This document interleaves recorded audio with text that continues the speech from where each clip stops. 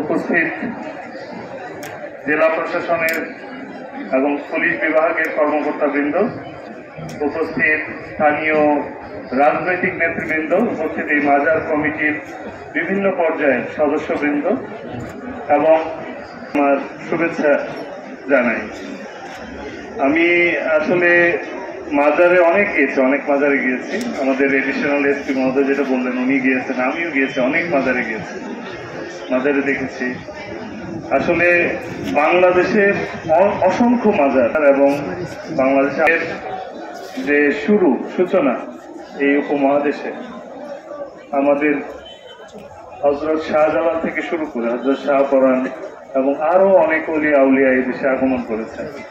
মূলত তাদের হাত ধরেই এদেশে ইসলামের প্রচার এবং প্রসার হয়।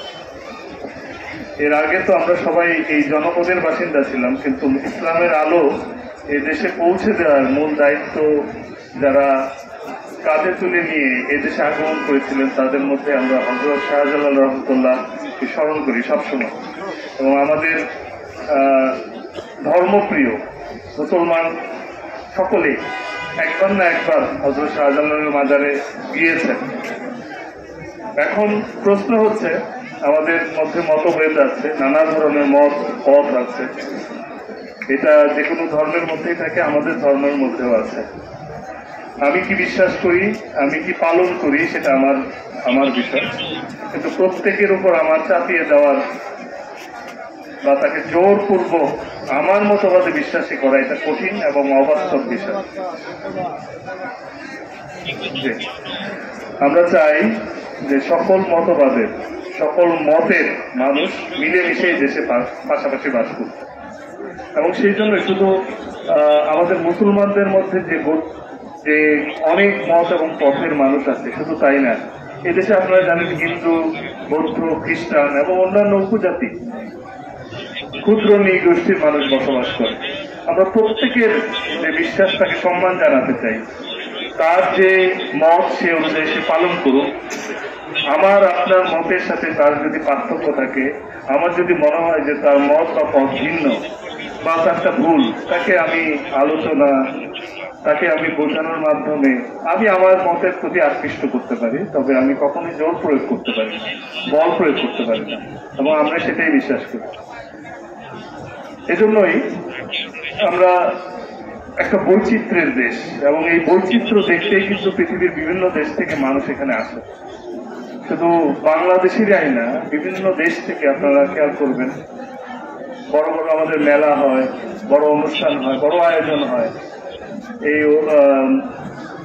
মাজার কেন্দ্রিক বিভিন্ন ওরস মাহফিল হয়। এই সমস্ত জায়গায় বিভিন্ন দেশ থেকে মানুষ আসে দেখার জন্য যে এই ভিন্ন মতের মানুষগুলো একসাথে কিভাবে একই উৎসবে শরীক হয়। তা আমরা এরকম একটা উৎসবে আজকে এখানে আপনাদের মাঝে শরীক হয়েছি। আমাদের এখানে যারা উপস্থিত হয়েছে সকলেই হয়তো বা মাজার কেন্দ্রিক মতবাদে বিশ্বাসী নাও হতে পারে, তারপরেও আমরা উৎসবে সামিল হয়েছি আপনাদেরকে সহযোগিতা করার জন্য। আপনাদের পাশে আমরা আছি, আইন শৃঙ্খলা দেখার দায়িত্ব আমাদের, সেই শৃঙ্খলা বজায় রাখা এবং আপনাদেরকে একটা শুভেচ্ছা জানানোর জন্য এসেছি। এবং পাশাপাশি আমার কিছু মেসেজও আছে। অবশ্যই যে কোনো পরিস্থিতিতে, যে কোনো জায়গায় কিছু জিনিস পৃথিবীর সব দেশে নিষিদ্ধ। সেই নিষিদ্ধ কার্যক্রমগুলো যাতে আমরা কখনোই কোনো জায়গায় আমাদের চিন্তা চেতনার বা আমাদের আগে ট্রেডিশন অনুযায়ী আমরা যদি চিন্তা করি এগুলো আমরা বাস্তবায়ন করবো, সেটা ভুল হবে। এগুলা ইউনিভার্সালি একেবারে আনএক্সপেক্টেড।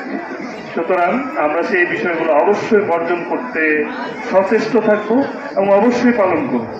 যেমন একটা বিষয় সবসময় মাজার এর প্রসঙ্গ যখন আসে তখন বলা হয় যে মাজারের একটা মাদকের রমরমা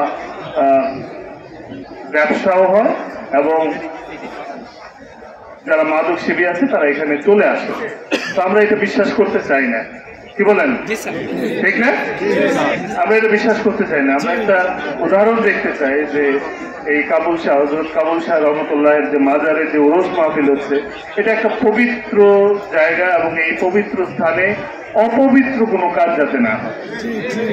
এই সংখ্যাটা আমার ধারণা নিতান্তই নগণ্য যারা এই কাজগুলোর সাথে সম্পৃক্ত।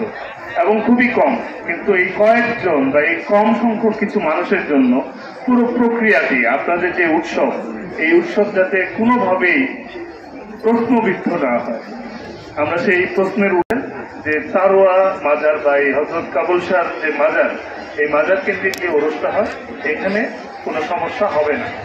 সকলেই আমাদেরকে আশ্বস্ত করেছেন। তবে এই বিষয়টা আপনাদেরও মাথায় রাখতে হবে, যাতে এমন কোনো কিছু না হয় যেটা আমাদেরকে প্রশ্নবিদ্ধ করে।